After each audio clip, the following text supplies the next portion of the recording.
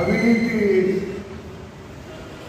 భాగస్వామ్యం ఉందని రెడ్ హ్యాండెడ్గా పట్టుకొని జైలు పంపినారు జూలై 6-7 తారీఖుల్లో. మరి రైల్వేలో ఎంత అవినీతి ఉందో, ఏ స్థాయికి అవినీతి జరిగిందో దీన్ని బట్టి అర్థమవుతుంది.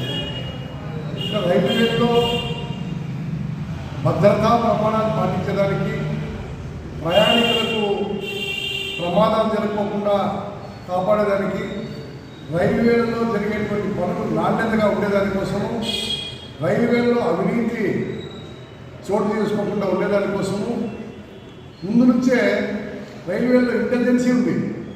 అదేవిధంగా రైల్వేలో విజిలెన్స్ డిపార్ట్మెంట్ ఉంది. వీరందరూ కూడా ఇటువంటి చర్యలు తీసుకునేదానికోసమే ప్రత్యేక డిపార్ట్మెంట్ కూడా ఏర్పాటు చేశారు. కానీ గుంటకల్ రైల్వే డిఆర్ఎం, ఇతర రైల్వే ఉన్నతాధికారులు అవినీతికి పాల్పడుతున్నది, కాంట్రాక్టర్లతో కమిషన్ తీసుకుంటున్నది, ఇతర నాశనక పనులు చేయించి వారికి అందరికీ ఒత్తాసు పలుకు కాంట్రాక్టర్తో డబ్బులు లాగడము, ఇవన్నీ ఈ యొక్క ఇంటెలిజెన్సీ కట్టబల్ల.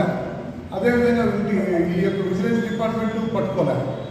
సిబిఐ స్వయంగా రంగప్రవేశం చేసి మరి ఈ యొక్క గుంటకల్ డిఆర్ఎంని జూలై నెలలో అరెస్ట్ చేసిందంటే మరి ఈ రెండు డిపార్ట్మెంట్లు ఫెయిల్ అయినట్లే కదా. ఎందుకు ఇంటెలిజెన్సీ రైల్వేలో ఎందుకు విజిలెన్స్ ఉన్నదా? మరి ఆ డిపార్ట్మెంట్ చేయాల్సిన పని చేస్తున్నాయా?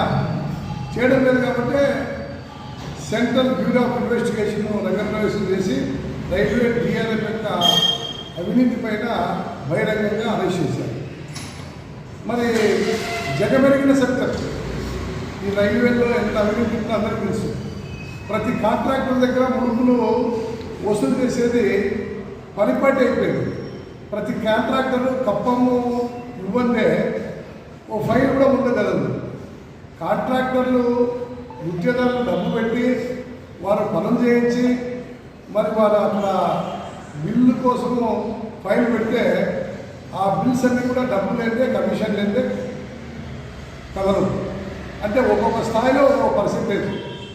అంటే మన బిల్లు చేసే 1% అయితే బిల్లు శాంక్షన్ చేసేటువంటి అధికారికి ఒక 2% అని, తర్వాత దానిపైన ఉన్న అధికారికి 3% అని, దానిపైన పైన అధికారికి 5% అని, ఆ విధంగా ఒక 10-15% ఈ కమిషన్కే మరి ఇక్కడంతా దారపరిచిన పరిస్థితి వచ్చింది. మరి అలాంటప్పుడు నాణ్యత ఏ విధంగా వస్తుంది? విద్యార్థులు నాణ్యతగా రైల్వేలో ప్రమాదాలు జరగకుండా పనిచేయాలంటే నాణ్యత లోపిస్తుంది. ఎందుకంటే అధికారుల కమిషన్లు ఇవ్వుకోవాలా, అధికారులకు కావాల్సినటువంటి పద్ధతిలో అన్ని ఏర్పాట్లు చేయాలా. కాబట్టి ఉన్నతాధికారులు ఈ స్థాయికి పాల్పడితే దీన్ని రక్షించే వాళ్ళు ఎవరు? దీన్ని కాపాడే వాళ్ళు ఎవరు? అందుకోసమే దీన్ని అరికట్టాల్సిన అవసరం ఉంది. ఎందుకంటే అత్యంత ముఖ్యమైనటువంటి విభాగం రైల్వే శాఖ. రైల్వేలో లక్షల కోట్ల పనులు జరగాలి. అక్కడ నాణ్యతతో కూడిన పనులు జరగాలంటే మరి అక్కడ నిజాయితీతో పనిచేయించే అధికారులు ఉండాలి. ఆ నిజాయితీ లేకుండా అధికారులలో ఈ అవినీతి చోటు చేసుకుంటే మరి ఏమవుతుంది? ఏం కావాలంటే చేసేదానికి సిద్ధమైనారు. అందుకోసమే రైల్వే స్థాయి డిఆర్ఎం అధికారి కూడా ఈరోజు పట్టుబడి ఆయన అరెస్ట్ కావడం జరిగింది. మరి కనీసం దాని తర్వాత ఈరోజు ఆ పనులన్నీ ఆపేయకోకుండా రైల్వే డిఆర్ఎం అరెస్ట్ అయినంత మాత్రాన, రైల్వే డిఆర్ఎం ఇతర రైల్వే ఉన్నతాధికారులని అరెస్ట్ చేసినంత మాత్రాన మిగిలిన పనులన్నీ బ్రేక్ చేయాల్సిన పని ఏముంది? వచ్చిన తగ్గిన అధికారులు దానిపైన చర్యలు తీసుకొని ఇలాంటి పొరపాట్లు, ఇలాంటి అవినీతి మళ్ళా పునరావృతం కాకుండా చర్యలు తీసుకొని అభివృద్ధి కార్యక్రమాలు రైల్వేలో చేసినటువంటి చేయాలా. అవి చేయకుండా ఎక్కడొక్కడ ఆపేసినారు. ఎందుకంటే వచ్చింది కాంట్రాక్టర్ పని చేస్తే బిల్స్ ఇవ్వాలా, బిల్స్ ఇస్తే అక్కడ కమిషన్లు ఇవ్వాలా. అందుకోసమని ఎక్కడికక్కడ ఆపేస్తే బాగుంటుందని చెప్పి ఆపేస్తున్నారు. కాబట్టి ఇది సరైనది కాదు. అందుకోసమే రైల్వేలలో ఉన్నటువంటి అవినీతిని రూపుమాపల్లా పటిష్టమైనటువంటి విజిలెన్స్, పటిష్టమైనటువంటి ఇంటెలిజెన్స్ విభాగాన్ని చేసి ఏ అధికారి ఎక్కడెక్కడ ఏ కాంట్రాక్టర్తో ఈ రకమైనటువంటి లాలూచి పడుతున్నాడు, ఏ కాంట్రాక్టర్తో నిలాఖతై కమిషన్ తీసుకుంటున్నాడు అనే విషయాలు ఇంటెలిజెన్స్ కనిపెట్టాలా. కనిపెట్టి ఉన్నతాధికారులకు నివేదించాలా.